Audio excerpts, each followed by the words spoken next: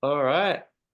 So, welcome to, let's bring up my notes. Welcome to week 2 of our hard questions course, also known as apologetics. Not sure if you covered the word apologetics last week, Wes, but it is a rather unfortunate word, isn't it? If you're confused by that word, you're not alone. An apologetics course, it's not an apologetics course about feeling remorse. We're not going to learn how to say sorry or grovel or anything like that. No, apologetics comes from the Greek word apologia, which means defense. An apologist is someone who defends the faith. Paul and the apostles and key church members defended the faith. An example of this is Stephen giving an apologia of the Christian faith before he was stoned to death. And 1 Peter 3, verse 15 states, "But in your hearts set apart Christ as Lord. Always be prepared to give an answer to everyone who asks you to give the reason for the hope that you have, but do this with gentleness and respect." And in Matthew 22, verse 37, Jesus commands us, "You shall love the Lord your God with all your heart and with all your soul and with all your mind." And the mind is what we're engaging with today or tonight in apologetics. But notice here the order. We love God with all our heart first, then soul, and then mind. Because how many people really come to faith intellectually? It does happen, like in the case of C.S. Lewis, but it's rare. Quite often it is an issue of the heart. Someone might get to rock bottom in their life, or they have a dream or a spiritual experience that doesn't necessarily make sense, but they still can't deny it. For many people, it's that step of faith. As they take that step, they begin to see God working in their lives. But quite often, it's the heart that's transformed first, then the soul, and transformation of the mind. So whilst apologetics is important, I like to think of it as icing on the cake. It's not the substance of the cake. It's not the substance of our faith necessarily. It is extremely rare to argue someone into the kingdom of God. Like I said, I haven't seen it happen, but it might take someone 100 steps away from Jesus to 99. Or it might help people close some of the holes in their faith, as Wes said last week, and lead them into deeper trust in God. It might indeed plug that final doubt and lead someone to take that leap of faith for the first time. But this leap of faith need not be a blind one, but at the same time, it will never be a completely rational one, because that's not how people work. Having said that, I don't think we should be willfully ignorant and dodge hard questions. There's a lot of value in understanding the other side and to reach people where they are at and understanding some of the barriers to entry into belief in God. So yeah, as Wes said, this course is for 3 types of people: those who are struggling to take that final step because of intellectual barriers, those who are believers but have some niggling doubts which they'd like closed, and those wishing to reach their unbelieving friends. So tonight's topic is faith and science. Let me bring up my slides.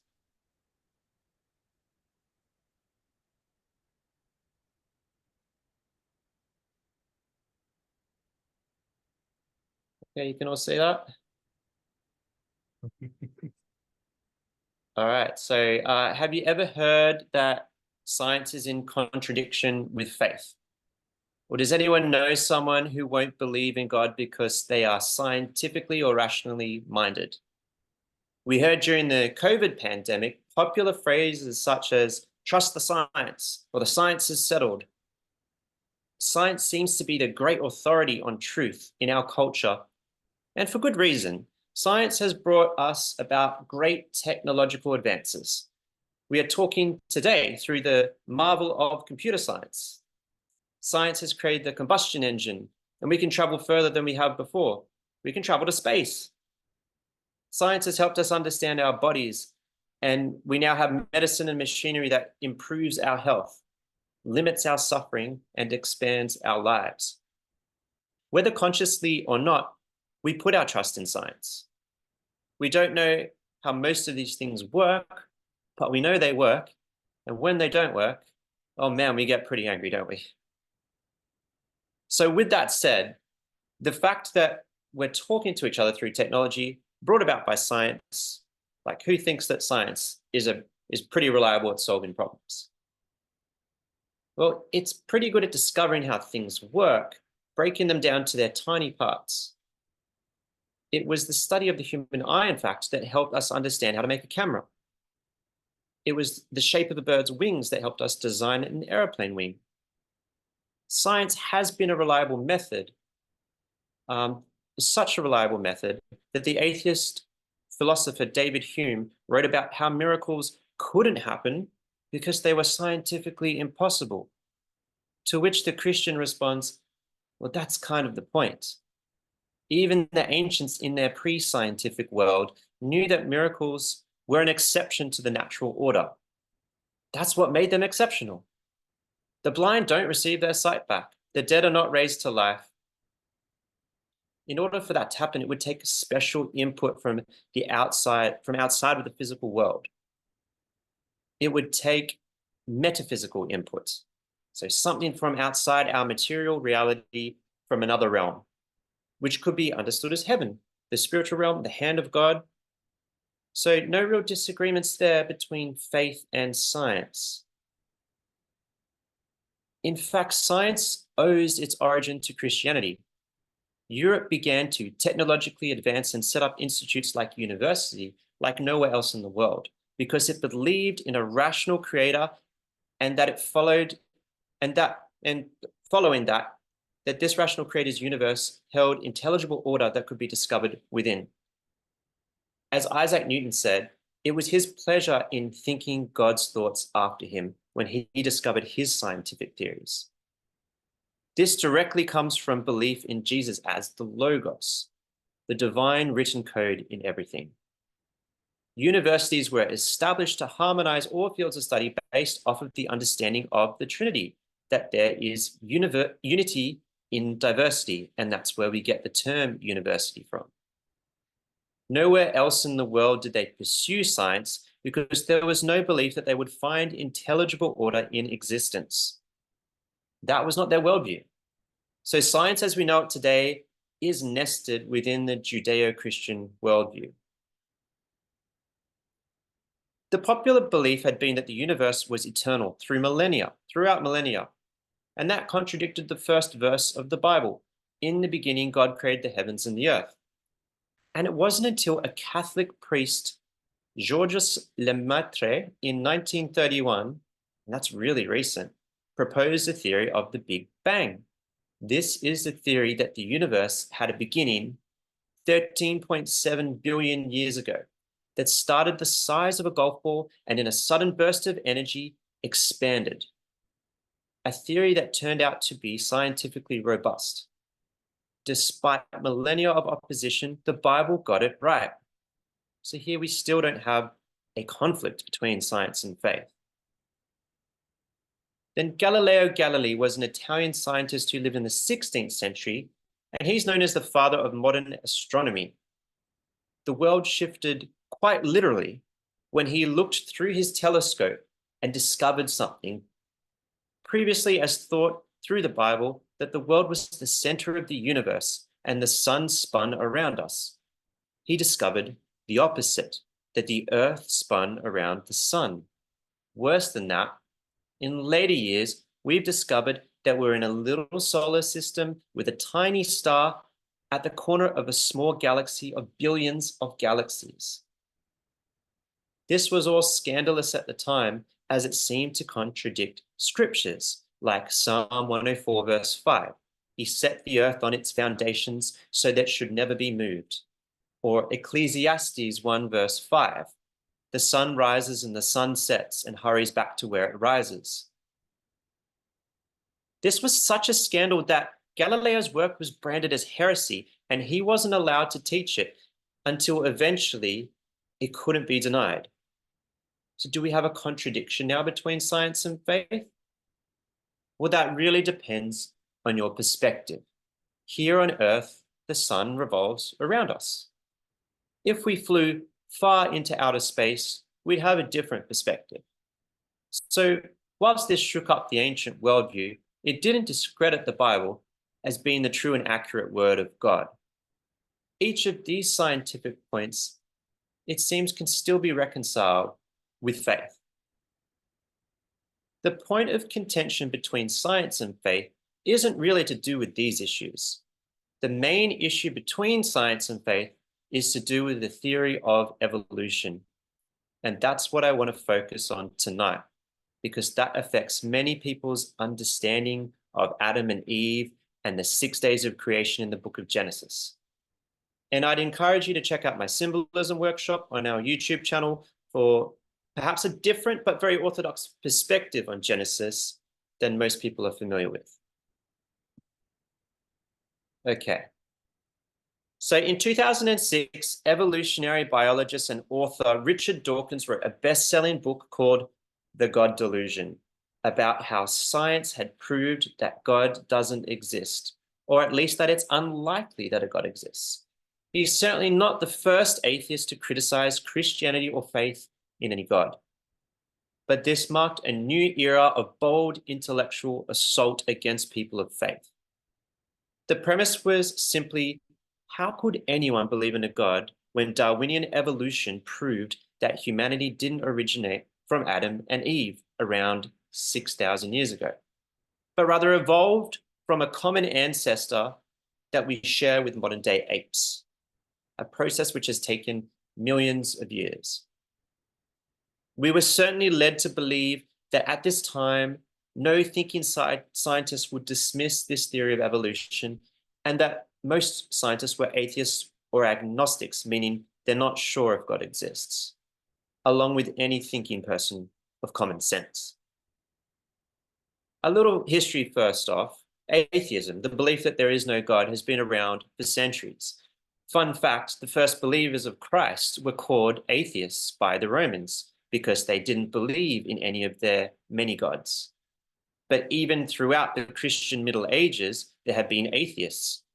Indeed, the Age of Enlightenment, which began in Europe in 1685 and later led to the French Revolution and began the modern era, was largely atheistic in nature. However, when the theory of evolution became a leading theory, for the first time, atheists had a seemingly a coherent worldview with an origin story and reason to believe that their assumptions about reality were in fact correct. They were no longer just skeptical of belief in God, they had a leading theory to disprove and disbelieve. But where there is a disbelief, there's often a new belief arising. The theory of evolution led to a worldview known as materialism. Now, for the ladies, that doesn't mean the belief that we should go shopping every day and live a materialistic life. No, in scientific and philosophical terms, this means that everything in life can be explained by matter, by material things. There is no God, no soul, or spirit within man. Those thoughts in your mind, they're just brain signals. Those feelings that you hold so dear, that you feel so strongly about, those are just hormones and chemistry within our bodies. And you can't find meaning and purpose in purely material things, can you? So the meaning and purpose of things had to be done away with. If you're an honest materialist, there is no meaning or purpose to life. And it's worse than that. Everything that you think makes you, you actually isn't. You don't actually have free will. You have been programmed by evolution to think and feel and act just as you do. As Dawkins would say, the universe we observe has precisely the properties we should expect if there is, at bottom, no design, no purpose, no evil, no good, nothing but blind, pitiless indifference. DNA neither knows nor cares. DNA just is, and we dance to its music. There's a song called Black and Gold by the Australian musician Sam Sparrow. Sam is a pastor's kid who was wrestling with his faith against materialism. The lyrics are as follows.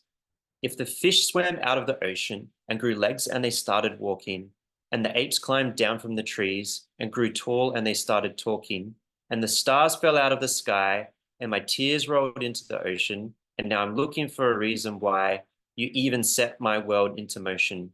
Because if you're not really there, then the stars don't even matter. Now I'm filled to the top with fear that it's all just a bunch of matter. Because if you're not really there, then I don't want to be either.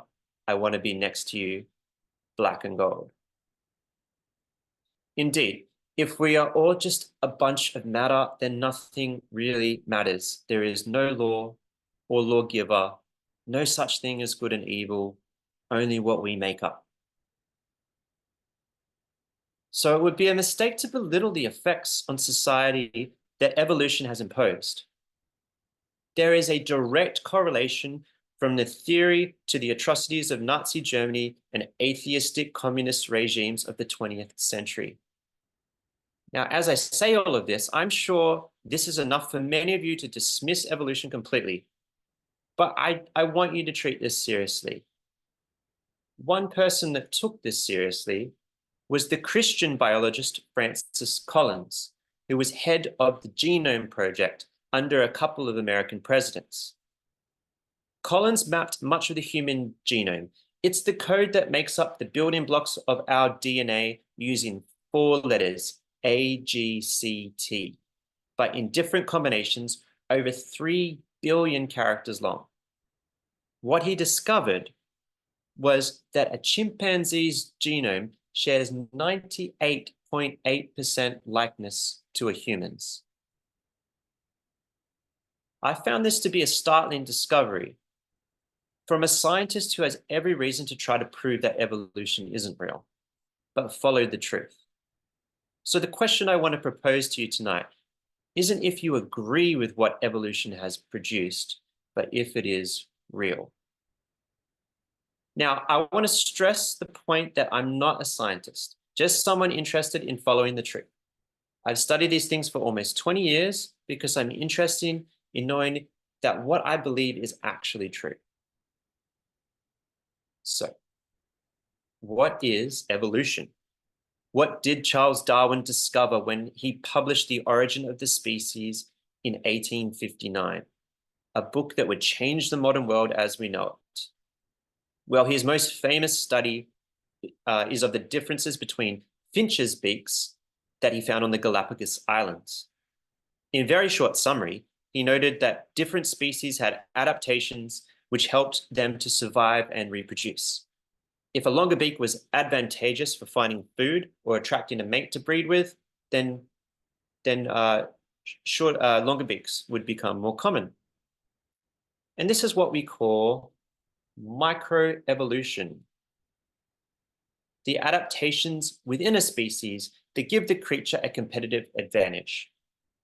I don't think anyone really disputes this theory. We can even see variations if we look at modern day humans.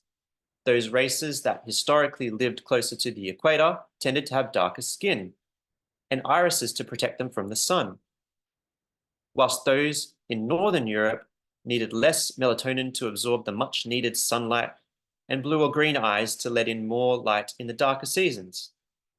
Now we can artificially adapt a species through selective breeding to create domestic dogs with particular characteristics and intelligence. But then there's macroevolution, which is still debated by scientists to this day.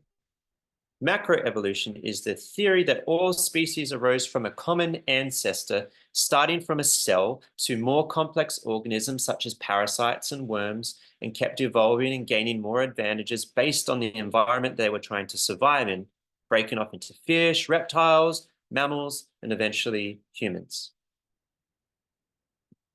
This dates the universe to being 13.7 billion years old. Earth has 4.5 billion years old, and living organisms came into being 3.7 billion years ago, give or take a year or two. So life on Earth has existed for 3.7 billion years based on this theory. But we're still not at the crux of the issue when it comes to faith. This puts into question how many believers interpret 6 days of creation. But long before evolution came onto the scene, notable theologians such as Origen living shortly after Jesus' time, didn't take a literal interpretation of the 6 days of creation. And after all, with a name like Origin, why wouldn't you be obsessed with the issues of beginnings? The crux of this issue and the view that it's incompatible with Christianity is found in Darwin's theory that evolution is a random, unguided process called natural selection, as opposed to the idea of intelligent design. That theorizes the process of life being guided by the hand of God, whether or not a literal approach to 6 days of creation or the process of evolution over billions of years. I want to first make a case for unguided evolution so that we can later argue against it. So, natural selection. This is how natural selection works. Basically, you have something like a prehistoric wild cat, and it gives birth to 7 cubs, but one of them is faster than the others, and 6 of the cubs die because they're not fast enough to catch prey on the harsh Serengeti plains. So the faster cat survives and reproduces and has a higher likelihood that his fast gene will be passed down. Over time, this cat is known as the cheetah and has become optimized to become a fast hunter with spots to blend into its environment. Or you could say, take a prehistoric crustacean. It might have dozens of children, and one of them has harder shell than the others, and it survives against reptilian predators who can't pierce it with their fangs. So all his siblings die, but he survives with a higher likelihood of passing the strong shell gene down, becoming the modern day crab. And so species evolve into different species based on their environment, different predators and prey fighting for survival. And in the random nature of evolution, some mutations or adaptations are advantageous and some are not. Some species go extinct, some survive on or adapt into something else, such as the fish species that live near a riverbank and slowly adapt their fins into limbs. So natural selection is concerned with survival of the fittest, meaning that the best adapted to their environment will survive, the most optimal organism. And optimized for what specifically? We can break this down into 4 concerns, and we call it the 4 Fs. So, all right, everyone, say it with me. Fighting, fleeing, feeding, and reproduction. Hey, that's not an F. That's not my joke, by the way. That was cheeky. That was a bit cheeky. But okay, so fighting, who can gain advantage against predators, prey, or competitors? It's not just about fighting off a predator. There might also be a competitor within your own species, fighting for resources or in mating competition. Fleeing, who can evade their predators and preserve themselves or their offspring? A butterfly's camouflage or a zebra's stripes to blend in with the long grass, or even its ability to stay on the inside of the herd in order not to get picked off by a lion. Who can find food and sustain themselves and their offspring?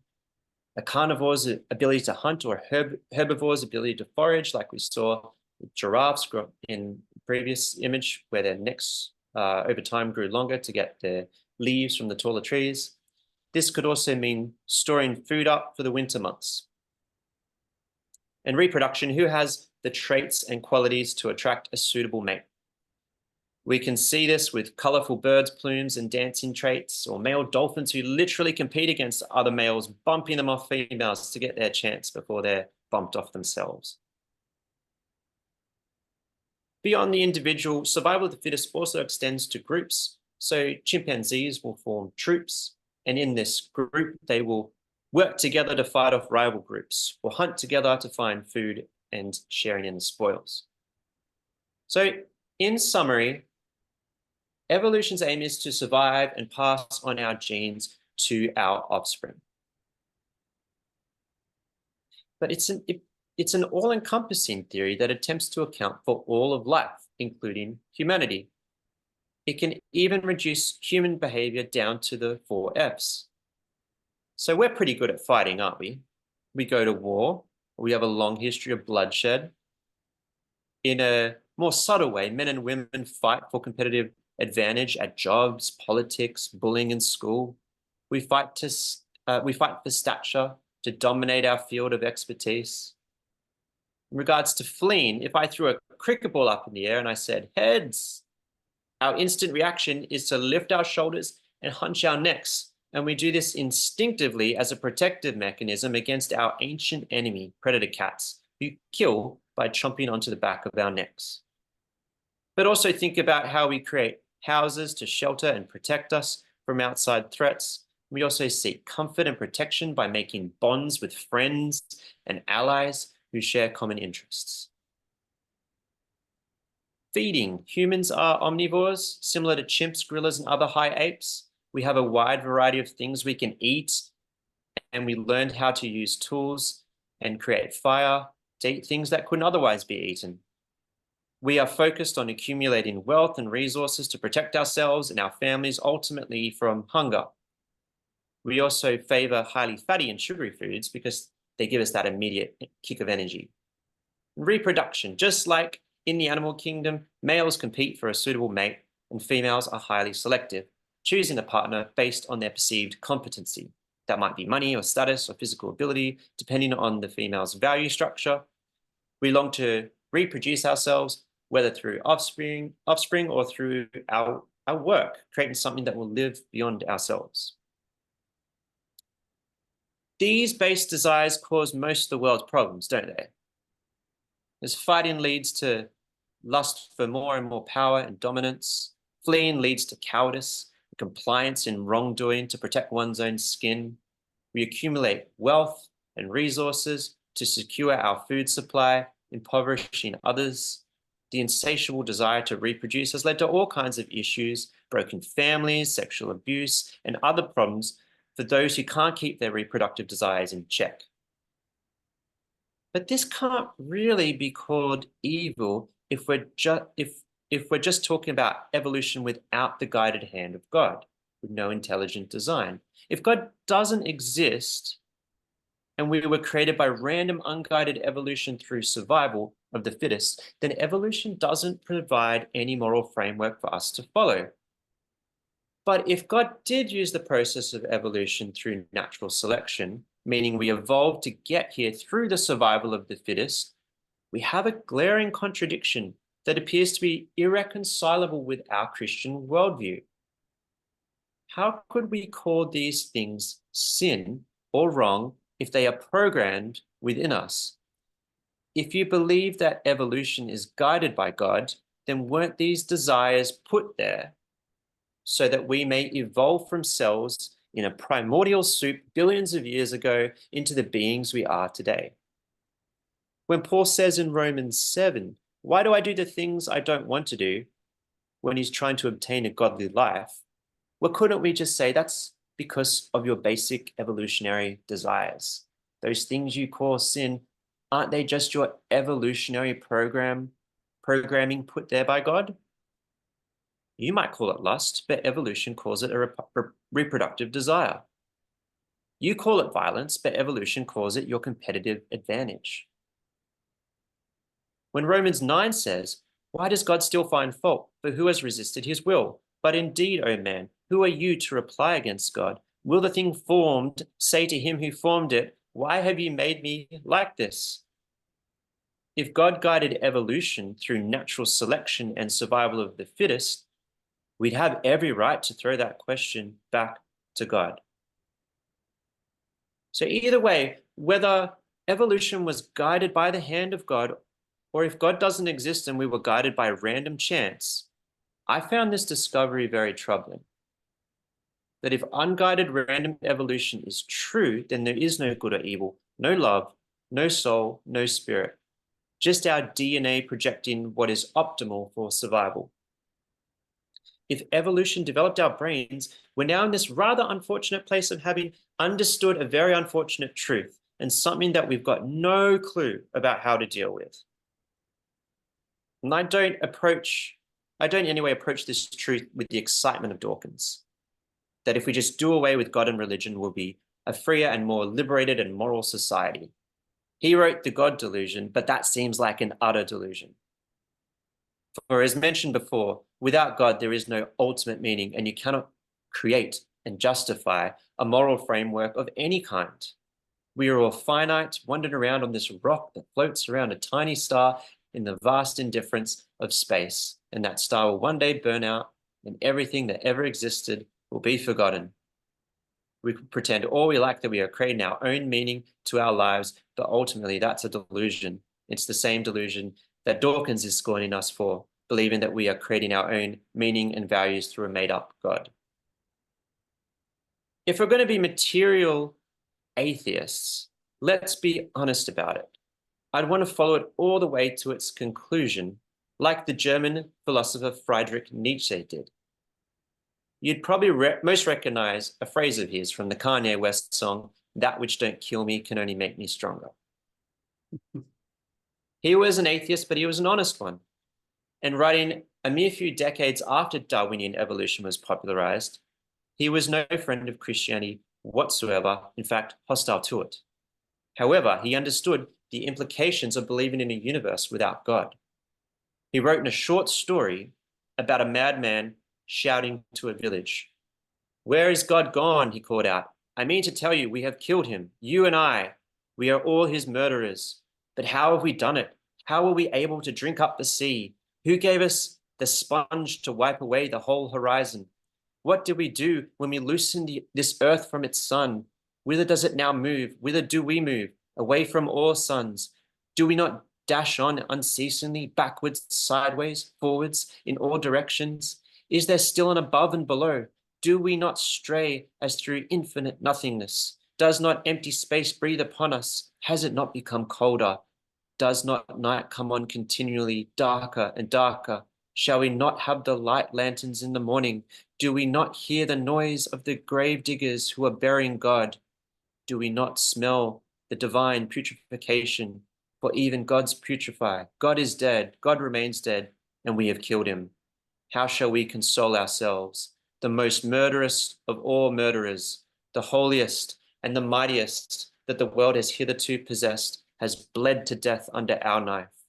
Who will wipe the blood from us? Nietzsche eventually succumbed to madness himself in his 40s and lived out his days in an asylum.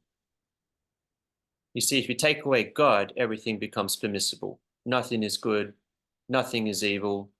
I can't tell you Hitler was wrong. I can't differentiate him from Mother Teresa. Ultimately, what matters? What values shall we live by? And it's enough to drive anyone mad thinking about it. So evolution by random unguided processes has been the popular theory among scientists for over a century now. And any mention of God in the process has been met with a "I don't need God" in my hypothesis. I've done my best to give a strong account for evolution, but is the science settled here? Should we trust the science? All right. Unguided random evolution starts off with a big problem, the problem of the Big Bang, and that the universe had a beginning, and for the materials, this beginning came from nothing. Atheists are constantly mocking the idea of Christ being born of a virgin, but it would seem that they too believe in a virgin birth of the universe, a Big Bang that was conceived out of nothing. And they ask, which is harder to believe? Everything that ever existed coming from nothing, or Christ, the Son of the Creator, being born of a virgin that he created? There's another very significant gap in the theory. Evolution has attempted to account for the origin of the species, but not the origin of life. Scientists have absolutely no idea how life emerged from non-life within the universe. The theory of evolution only starts once you have a replicating cell, which is an extremely complex and sophisticated thing. And there are no credible theories about that cell, how that cell got here. Any theory that attempts this sounds pseudoscientific or pure fiction at best. From lightning to volcanoes and stardust to even little green aliens have been proposed. It would seem anything but God.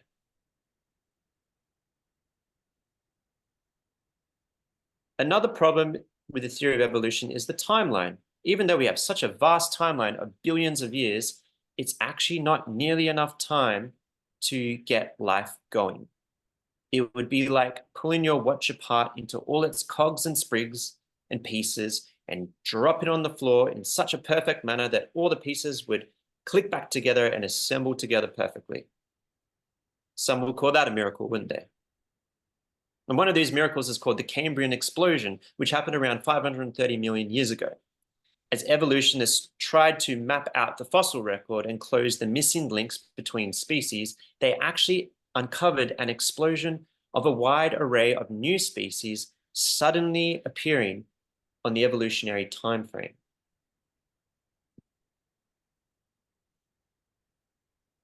Evolution runs into a huge issue when it comes to consciousness. Science has no idea what consciousness is. We know what brains are, but we don't know what a mind is. A few years ago, I had a brain scan. I went to the doctor and we looked at my brain on a monitor, and I jokingly asked the doctor, "Could you tell me my personality?" And he rightfully laughed at me. You see, I could hook my wife's brain up to a monitor and watch her brain waves. I could see her brain's activity when dopamine is released. I could see certain levels of stimulation and happiness, but I could never tell you what she's thinking. That comes from knowing her, being with her, observing her, communicating with her. And most men will attest that it will take a lifetime to really understand their wives. With God, it will take eternity, but it's no different. We cannot know God unless we spend time communicating with him. Indeed, we cannot know if there is a God unless we step out and try to communicate with him and see what happens. But if we reduce our minds to simply brain matter and electrical signals, as the materialists do, we run into a few problems. If our brains were the product of random, unguided evolution, why should we trust anything they tell us? We would think that why would we think they're uncovering any kind of truth, let alone scientific truth? As I mentioned before, the sciences arose out of the Christian West because of a belief of a rational creator. The belief that a rational creator had woven intelligible order into the natural world, that we could think God's thoughts after him and pursue the truth. On top of that, everything in our experience of reality points towards things being designed by our mind. If you saw on a beach a simple three-letter name written in the sand, let's say Wes, W-E-S, you would immediately think that it was created by intelligence, that there was an author who created it.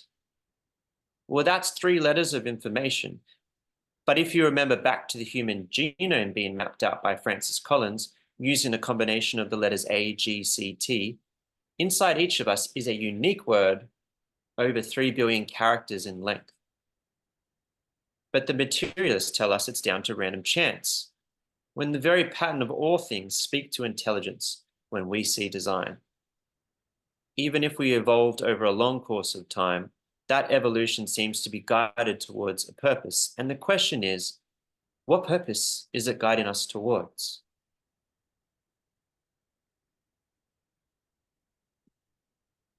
Because another problem arises in reducing ourselves to simply survival, and that is the problem of meaning. Someone like Nietzsche and Dawkins would tell us there is no purpose to life, just blind, pitiless indifference. But we cannot help seeing purpose in everything. We wouldn't conduct a single scientific experiment without thinking there was a purpose to it. Now, that purpose might be, I want to study biology to cure cancer. But that purpose is most likely nested within a greater purpose. Why do you want to cure cancer? Because I think people should live a long life. Why? Because I think life is worth living. Why? Because I think it can be fundamentally good and worth living.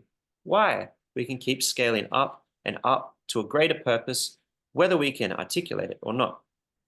Now, you might say Darwin was hoping to discover how God created the world, but he came to the conclusion that there is no God and we were created by random chance.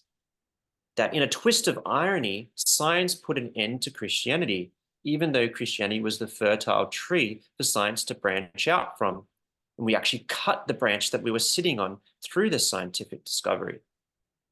And we discovered at the bottom of reality there was no meaning or purpose. This is what Nietzsche believed, but the problem is he was honest about the implications of his belief and he went insane. But just like Nietzsche, we can't live without meaning or purpose. It would drive us mad, nihilistic, or self-destructive. And this is where evolution by natural selection comes into a contradiction. If it only cares about the 4 F's, and we can't live without purpose, yet our brains became intelligent enough to discover evolution and discover that there is no purpose at all, this discovery destroys our ability to survive. It would seem that the 4 F's alone cannot sustain our survival. Let's take a rock star as an example of this. This rock star has all the protection they need, with mansions and security, enough money to resource and feed themselves for life, and sleep with as many women as they choose, but still end up unfulfilled and take their own life. And there are countless examples of this. It's why Solomon wrote Ecclesiastes, having all the luxuries of life fulfilled, having all his survival needs met and exceeded, and find nothing but meaninglessness. There's also a strange inversion of the 4 F's when used in excess. Say those that watch a lot of pornography struggle with being virile after a while, and that's pretty detrimental to passing down your genes. Those that eat excessively damage their health and lower their chances of surviving into old age.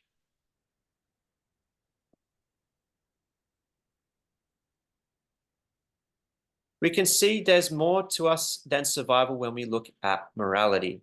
Humans have an innate sense of being moral. Evolution has a hard time accounting for morality in general. The Bible says that we are created in the image of God, and part of that means that we are moral beings. Even those that don't believe in God, we should expect to find that they share in the same moral conscience because of that divine image within them. When we betray our moral conscience, it challenges us, and we can't live easily abandoning our ethics. This morality often runs contrary to the 4 F's. And morality is often bound up in religion, something unique to humans ever since we appeared on this planet. Evolution has a hard time accounting for religious practice if religion is a product of survival. If religion is a product of survival, it could be argued that we create this belief structure to optimize a large group to have a better chance of survival, to create this herd mentality and rules to follow. And these belief structures gave us hope for survival beyond our mortal lives and also a punishment for our enemies. However, it's not so simple. In Christianity, we discover that those who simply wish to survive, or in biblical language, to find their life, will lose it. Whereas those who lose their life will find it. Those who lay down their lives find not just survival, but are able to thrive and find ultimate meaning.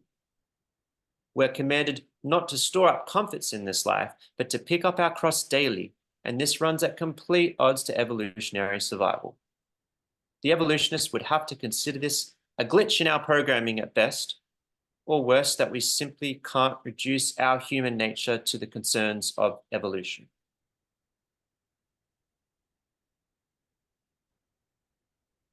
A lot of the issues we're discussing today, they're not actually issues of science, but scientism.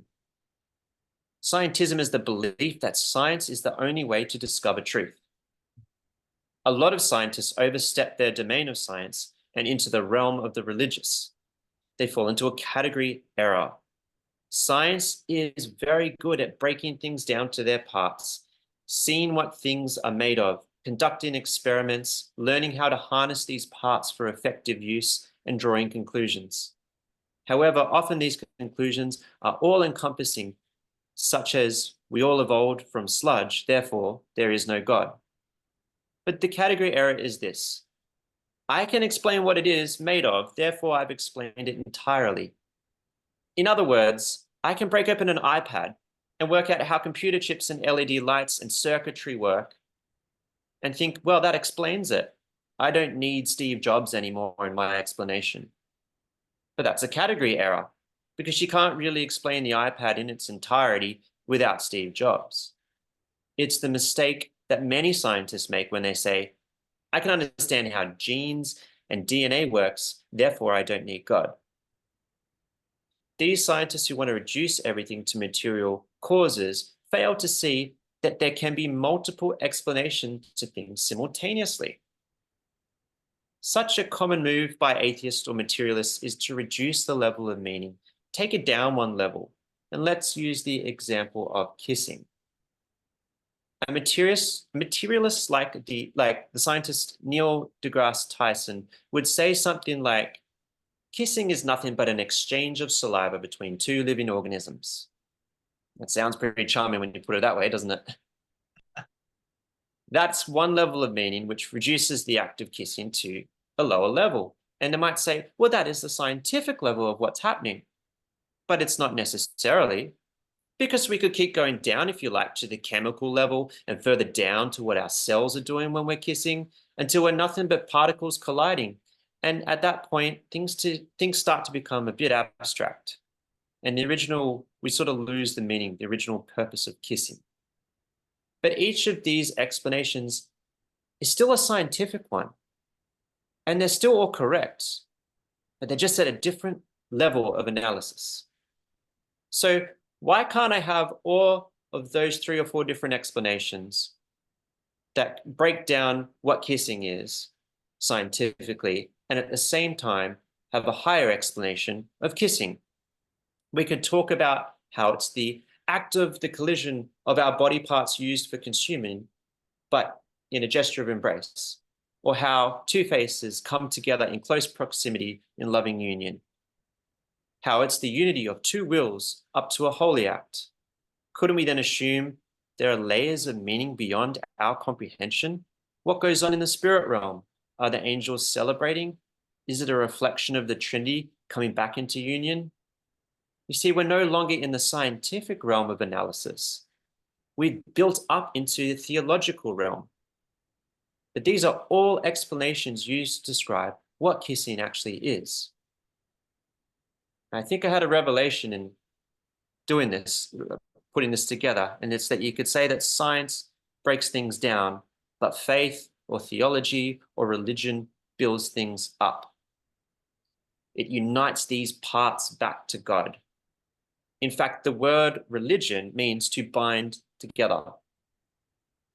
Both faith and science are doing different things, but can still find harmony in working together.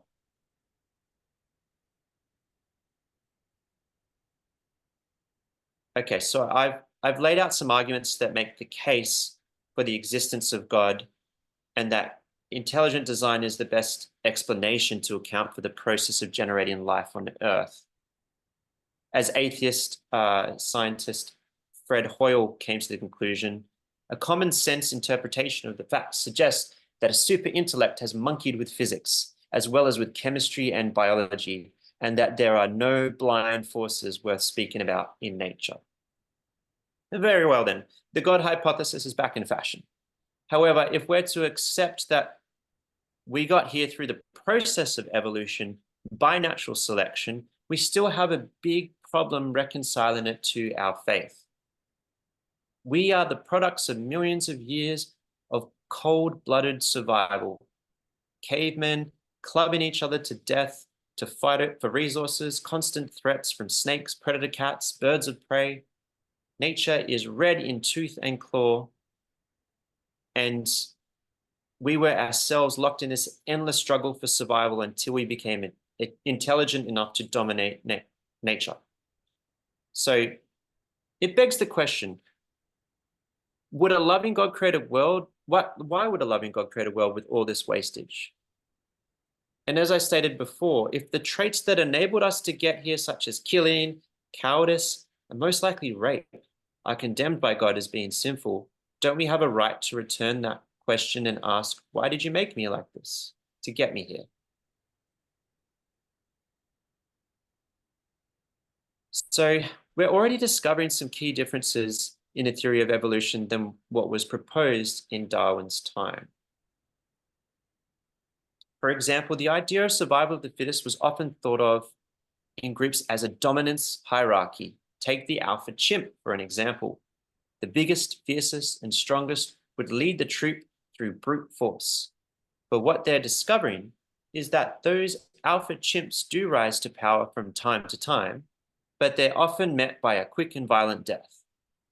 The most stable and optimal communities of chimps are when there is a benevolent leader.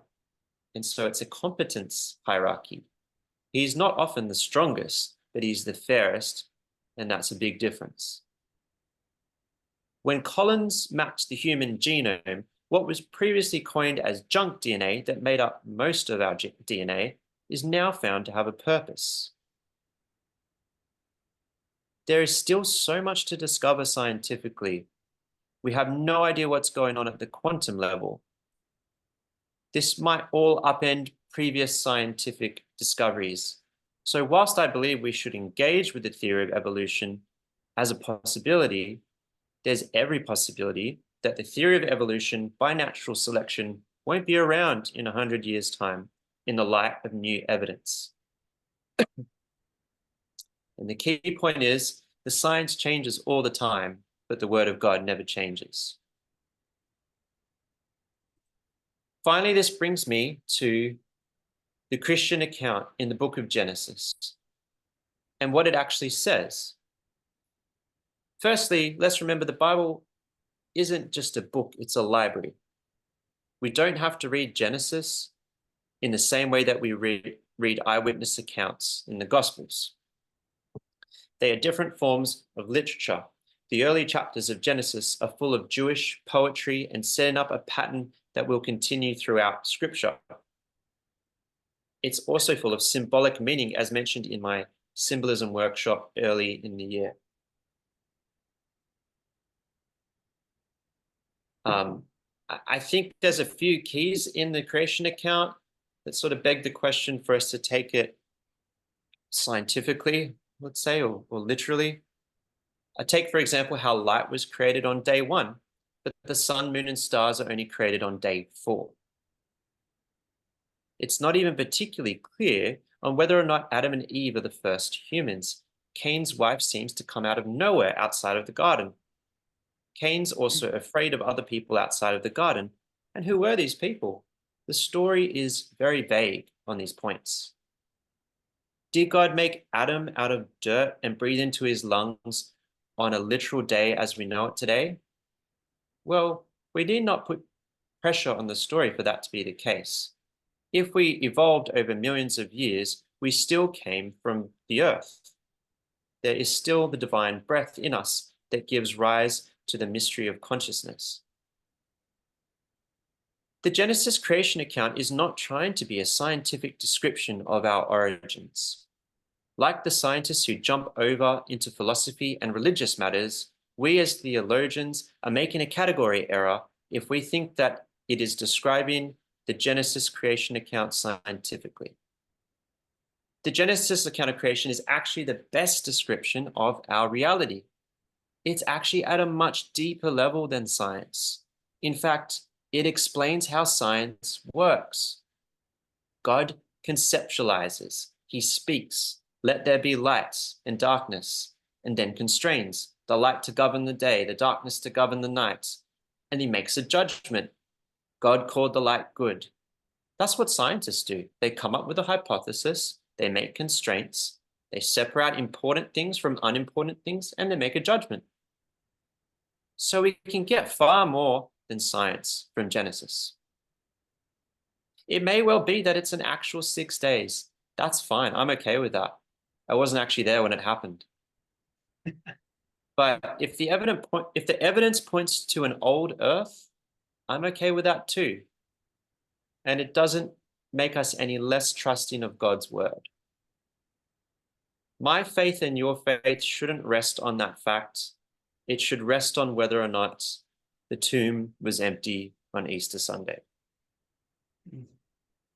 So thank you very much. And if you'd like to do a deeper dive, I recommend these books, 7 Days That Divide the World by John Lennox and Darwin's Doubt by Stephen C. Meyer. And if you're not into reading, there's a ton of YouTube stuff. If you look up John Lennox, I cannot praise him enough. I think he's probably one of the main reasons I'm still a Christian to this day. And William Lane Craig, also a fantastic apologist. And of course, C.S. Lewis has actually a lot of things to say about evolution if we dig deep enough into his work, and he's brilliant as always. So thanks again, guys. I know it was a very meaty subject, but if you have any questions or thoughts, yeah, or if you just need to chew on it, I understand. It was awesome, Craig. Loved it. So good. Thank You've you. upped the standard though. I'm under pressure now. I'm going to have to do so much more work. That was Yeah. really good. Really good. Cool. My head's going to explode, but it's good.